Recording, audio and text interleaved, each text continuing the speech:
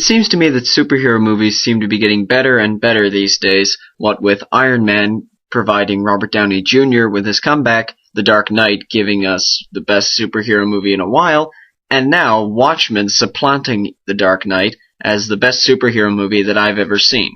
The thing about Watchmen is, when I praise it, I think not only of the excellent movie, but also of the graphic novel that served as its inspiration. I actually hadn't heard of Watchmen until I first saw the trailer in the theater watching The Dark Knight.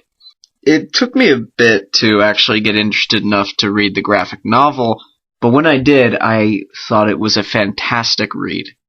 It's really an intellectual study of human nature, and some of the ethical questions raised in the storyline are so complicated and two-sided that it would keep Aristotle's head spinning.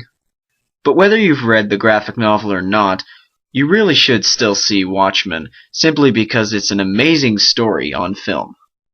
For those of you who have no idea what this movie is about, basically this is an alternate timeline of our history. In this alternate timeline, a group of vigilantes known as the Minutemen emerged in the late 30s, and they spent the 30s and 40s cleaning up the streets of criminals. As time went on, they faded out. Some of them died, others retired, but one of them, known as the Comedian, got himself kicked out of the group, and then he went on to work for the US government. The Comedian would later be part of the new group of superheroes, or rather vigilantes, known as the Crime Busters, or in the movie, the Watchmen. The difference with this group, however, was that it included a real superhero. In fact, some people would say he's as close to God as anyone has ever gotten. This being known as Dr. Manhattan for propaganda use, is just one of the Watchmen that emerges in the late 60s, early 70s. The others are the Comedian, Rorschach, the Second Night Owl, the Second Silk Spectre, and Ozymandias. Now, all this info is extensively explained in the graphic novel, but in the movie, due to time constraints, it's done in a really cool montage through the opening credits. But I digress. The present day of the movie is set during the mid-80s, where the world is hinging on nuclear war. Nixon has been elected president for 5 times, and the Vietnam War was a success, and also the Watchmen have been outlawed. In fact, the only one still pursuing this career is Rorschach. Night Owl, who was a protege of the original Night Owl in the Minutemen, is now hiding away, living a normal life ever since his younger days as a superhero. The younger Silk Spectre, the daughter of the original Silk Spectre, is trying to put her past behind her, even as she lives in a military base with Dr. Manhattan, who is working for the US government just like the Comedian is. To round it off, Ozymandias has become a successful businessman, merchandising off his image and profiting immensely from it. It turns out he's actually one of the smartest, if not the smartest men in the world. It's here that our story really begins. It turns out one of the Watchmen had a very grisly death, and now it's up to Rorschach to figure out what that means. Rorschach adamantly believes that this is an attack upon the old costumed heroes of the earlier years, and he decides that he must investigate this further, much to the chagrin of his colleagues. Eventually some bad stuff happens to other members of the Watchmen, and Rorschach seems to be onto something. But meanwhile, deeper and darker conflicts are arising. Even as this plot is going along, we get side notes into the personalities of these characters. What really works about this movie is that none of the characters are generic or one-dimensional. Each of them has a unique story to tell. Each of them has a different viewpoint. And speaking as someone who read the graphic novel before the movie, it's really fascinating to watch these actors play out these characters in live action. Especially memorable among the cast is Billy Crudup as Dr. Manhattan, Jackie Earle Haley as Rorschach, Patrick Wilson as Night Owl, and Jeffrey Dean Morgan as the Comedian. Not only are the performances great and maintain the spirit of the characters from the graphic novel, but it's also one of the most faithful adaptations that I've ever seen. The film takes the graphic novel to heart, and Zack Snyder made absolutely sure that even the cinematography was reminiscent of the illustrations in the graphic novel. As a result, we get an amazing opening montage of the past. We get dark and gloomy shots of New York. We get a Rorschach cast in shadow in almost every scene he's in.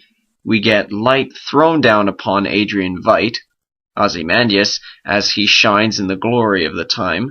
And we always get an aura of blue light around Dr. Manhattan. Now, I know I said the film is a very faithful adaptation, and when I say that, I refer specifically to the spirit of the original source and also the storyline.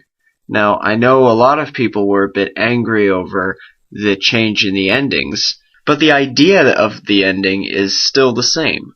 There is no change in the spirit or the atmosphere of the ending, and frankly, I didn't really mind that much. I mean, there's always those throwbacks that I wish they'd put in the storyline of the film, but it's not a perfect adaptation, but at least it's much better than Slumdog Millionaire, which I still maintain is a giant spit in the face of the wonderful book that inspired the movie.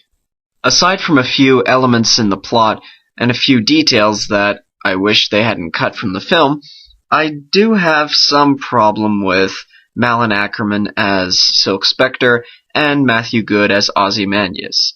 Now, I'm not going to go back on my statement that the performances were all in character and that they were all great. But while most of the actors in this movie were spitting images of their character counterparts, Matthew Good really stood out. He didn't look at all like the Ozymandias I'd pictured in the graphic novel, but to be fair to Matthew Good, he did a decent job with what was handed him. And while Malin Ackerman did overact in a few scenes, it should be stated that she did have her moments as well. And hey, in terms of looking great in a superhero costume in the middle of a prison fight scene, she fits the role like a glove. And not just a prison scene, the movie is full of amazing action sequences, and that's a big advantage that the film has over a graphic novel. This seems to be the trick that the people are going for these days while making superhero movies. Instead of just simple action, they're also giving us wonderful character study and conflicting issues with what really is right and what really is wrong. In this case, Watchmen completely perfects that issue, not just because the film itself is great, but the original source is really an amazing study. If you want to get more of an idea on the story of the Watchmen, you really should read the graphic novel, where you're able to expand out more than you would in a movie. But in the case of this movie, in terms of cinematography, acting, storyline, and all the other stuff that makes a movie great, I really would say this is one of the best, if not the best movie of 2009. Sure, Hurt Locker won Best Picture, and it was a decent war film, and Avatar was a cinematic masterpiece, and Parnassus was a really original storyline, but in truth, Watchmen had all that stuff going for it.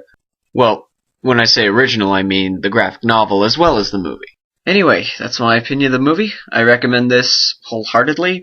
I recommend it on the exception that it's not for kids, and it's also not for those immature idiots who can't stand a bit of nudity in a movie. Hopefully I've provided a bit of insight into the movie without giving anything away. So yeah, Jimmy Steller signing off for now.